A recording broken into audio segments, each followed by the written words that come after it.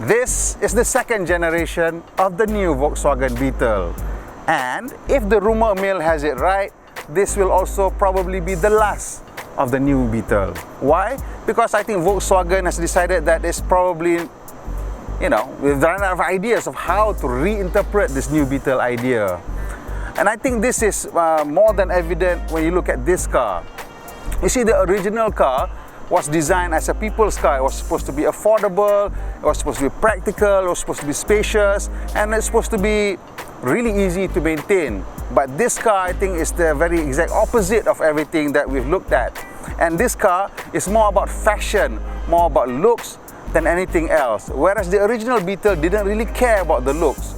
The original turtle shape, the Beetle shape, it's not a pretty shape.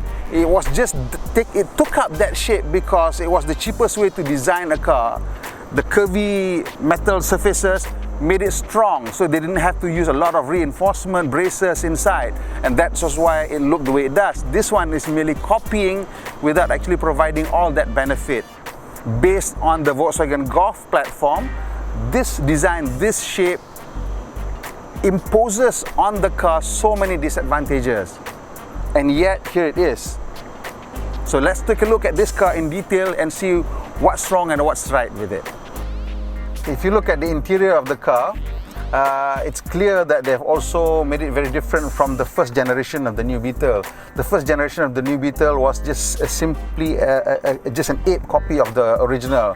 This one has a lot less of that forced cuteness. There's no more plastic vase here. So it now looks like a modern interpretation of a classic design. And of course, what's a little forced here is this body-colored plastic panels which is in the cabin right now.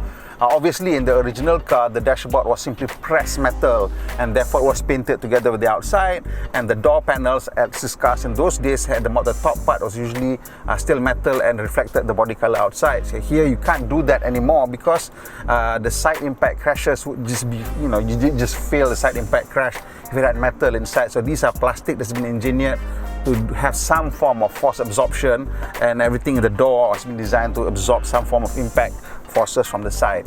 So you will forgive them the fact that it's plastic because you can't do it in metal anymore. And of course, the fact that there's a splash of color makes it a little interesting for the eye. And if you look at the features, it has all the modern features of a modern car. Everything from this multi-connected head unit, which can be connected through Bluetooth, through USB, and all sorts of things. And of course, it has a dual zone air conditioning, climate control, so you can separately enjoy your own temperature, and there are controls on the steering wheel. And typical of Volkswagen, the light controls are on a large dial on the dashboard. So the design itself is semi-coherent. I say semi-coherent because on the sides they have circular air vents, but in the middle it looks all very modern. So this part they can't really do much about it. It looks very modern with the piano black, which piano black is again something that I really don't like in the car because it gets dusty really easily. But what can you do? That's a popular trim finish these days. And the instrument cluster is of course typical of Volkswagen. You have all the usual multifunction display and the 3-gauge layout with a small tachometer, rev counter on the left, speedo in the center, and a fuel gauge on the right. That's like a combination of old and new. So instead of having a fully digital dial, they've done this, which I think maybe if they do a third generation of the new Beetle, it should be a fully digital dial. That's just, I think, not as good anymore. Nobody should have physical dials, they must just use a digital dial so it'll look better and have more representation. And this car is more about fashion, more about look than anything else. And if you touch the materials inside, even on top of the dashboard, there's no hard, soft touch plastic. These are all just hard plastic, and that makes it feel a little cheap. And really, it's one of the things that disappoint me about this car. In terms of the SI engine, with the DSG gearbox, which is has made Volkswagen cars such a pleasure to drive these days. So in a way, the car's drivability and fun factor is right up there with the usual Volkswagen options, like the Golf, especially the Golf, because it's based on the Golf. But what is lacking now in the cabin is because they've forced this shape onto the car. As you can see, they've chopped the roof down slightly. The older one had slightly taller roof and also more rounded roof, and that didn't really look good on the car. So they've chopped it down in this generation to make it slightly lower, give it a more custom look, and that looks nice on the outside. But on the inside, what you do have now is a roof that is slightly low, and everything falls inside a little bit because you're making allowances for the bulbous mudguard, which is something that they had to keep from the original design. So that original design, which was there for reasons of savings, is now becomes a hindrance in order to achieve the perfect cabin layout or the perfect packaging layout for this car. And as a result, the rear seats are quite cramped, and somebody like myself, I can't sit behind myself in this car, whereas in the Golf I would have been able to sit quite comfortably behind myself. And the reason why they can't push the seat any further back is because the roofline is already sloping. If I sit at the back, my head is already touching the roof lining. So if they push it further back, as they could have done in a Golf, which has a more upright hatchback design, it would not have been possible for me to sit. It would have I would have to crane my neck sideways, and it would be completely unacceptable. So in a sense, this car lacks the practicality of the original design. Just look at the dashboard. In the original car, because the dashboard was part of the stamped metal, it sits very close to the windshield. There's like this much space between the base of the windshield and the actual dashboard, so everything is packed away in there. And because the windshield was also very upright, you can sit very close to the front of the car, and that frees up a lot of space at the back.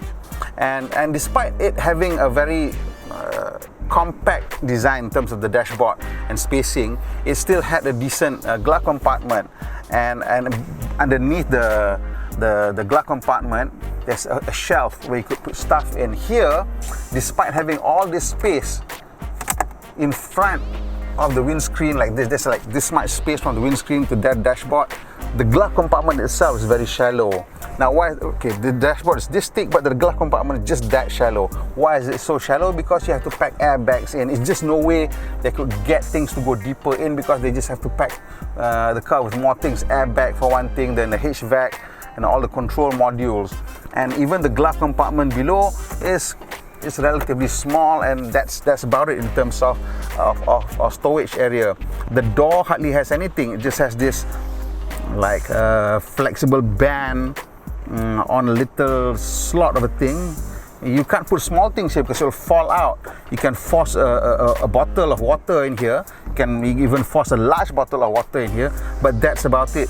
This car is dying for more storage space. Even the back there's hardly any storage space. In terms of connectivity or USB, it only has one USB slot in front, but it does have wireless charging. So if you have a phone with wireless charging, maybe the latest Apple, then it'll be fantastic. You just drop it there and it'll just charge without any wires. You don't have to worry about having a massive tangle of cables inside the car. The seats are typical German seats. They're firm, they're supportive, but somehow I can't find a really good driving position in this car. I drove this car all the way up to Sungai Petani and back on a combination of highway and the old roads, and I don't know, somehow it just didn't feel natural, the sitting position. It maybe has something to do with the fact that, I don't know, is the steering wheel slightly offset? I can't put my finger on it. And this despite the fact that it has rake and reach adjustable steering. By the way, I like the steering design. It is kind of a cute design with this metal body colored inserts and all that, and it is flat bottom. It's the right size, and has this rather nice compact central boss, the circular central boss, and the usual with the ergonomics and controls. Typical Volkswagen. I can sit fully reclined with my shoulder to the seat, and I still be able to reach the furthest button. So the ergonomics is good in this car. It's typical of Volkswagen. But the fact that the dials, or rather the stocks, are all from the standard Volkswagen lineup just doesn't really work in this car. They need to really look into the details, like the stocks make it slightly different, a bit more retro, modern, and that sort of thing. But as it is, it's I don't know, it's a cute car, don't get me wrong, it's a cute car. It's difficult for me to hate this car or to not like it, but somehow it just doesn't come together well for me. Otherwise, the dark colored roof lining is the other thing that helps, it actually hinders and makes the car feel smaller than it already is, and that is not a good thing about the car. The center console has this armrest with a little storage area, and that's about it. That's about really it about the cabin.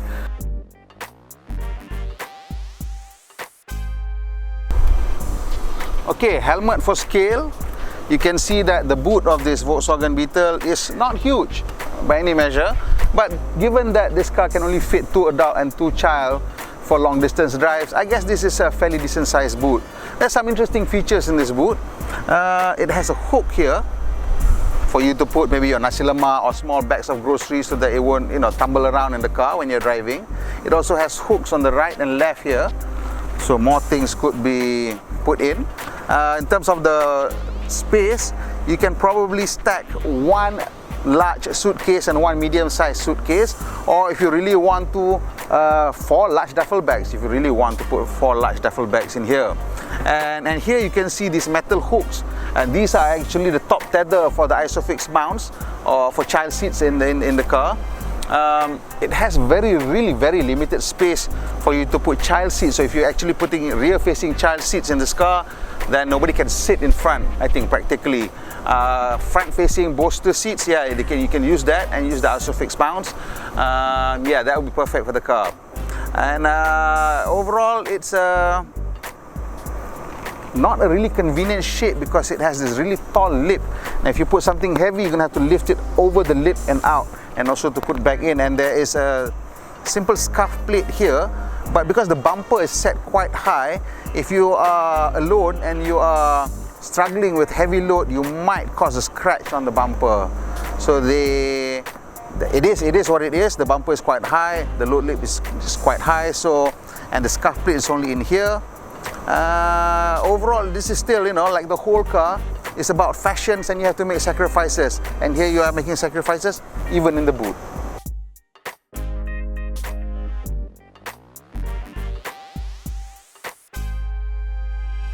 You guys remember in the 1990s and especially in the early 2000s when all engines were covered under plastic, coverings? Well, that's gone. That tradition is gone. Thankfully, we can now see the engines again. And this is a usual Volkswagen layout, engine layout. And you can see everything. But what I want to show here when I open up the bonnet is this space behind here. There's so much space behind the engine, which is rather seems like a waste, but there's nothing that they can do much about it, because if you want to play with the proportions, that's where you are going to have a lot of space. I guess you have to push the whole thing back, because otherwise this slope of the bonnet just wouldn't look good. And as a result, I think you're losing a bit of cabin space, and that's another proof where this car is more fashion than sense. The original Beetle is an icon. Now, it's an icon because it had such a very long life. Now, it had such a very long life because people liked them. Millions and millions of people bought them. And millions of people bought them because it was affordable. It was cheap, in other words. And when it was cheap, there's a kind of people that actually could afford them and made the lifestyle popular, made the design an icon, and those are hippies. Hippies are still connected to the original Beetle and the camper van, and they can only afford it because it was cheap. So as you can see, it had nothing to do with fashion. The shape, the design had nothing to do with fashion. Everything had to do with making it affordable, making it easy to maintain and cheap to run. And that was why it was iconic. This is just a copy of the Icon. This is based on a rather expensive and premium Volkswagen Golf, which makes it a very nice car. And in terms of design, of course, this is a far more mature design. It's been considered in terms of its aesthetics, and it looks like a really cool, customized, chopped Volkswagen Beetle. And that makes it a really, really nice car. It makes it difficult for me to say bad things about it. And I'm not saying bad things about it because I think it's a bad car. I'm just saying that it's not in the spirit of the original Beetle. And that's why I think it will have a rather limited production run, and not like the original Beetle where it lasted for like 30 plus years or almost 40 years in production in slightly modified versions. This one is not sustainable in that manner, and it will only be an icon because it was designed in such a way to make it look good, whereas the original Beetle was not designed to look good. It was just designed to fulfill a purpose, and fulfill that purpose so beautifully that it became a work of art. This is a car that is designed from the outset to be a work of art. There is no other real reason for this car to exist other than to exist as a Beetle. You know, like art. Art exists for the sake of art. It's the same. Therefore, if you buy one of these cars, you're probably the sort of person who likes beautiful things anyway, who don't really worry about the practical side of things. And if you've bought one, good on you. If you can afford to keep one, keep it for your grandchildren. After like 20-30 years, this car will become a classic. There's no doubt about it. And yeah, you would have kept a slice of automotive history. So good and bad for the Volkswagen Beetle, but I like it. So yeah, I'm shallow, and I'm going to give it 7.5 out of 10.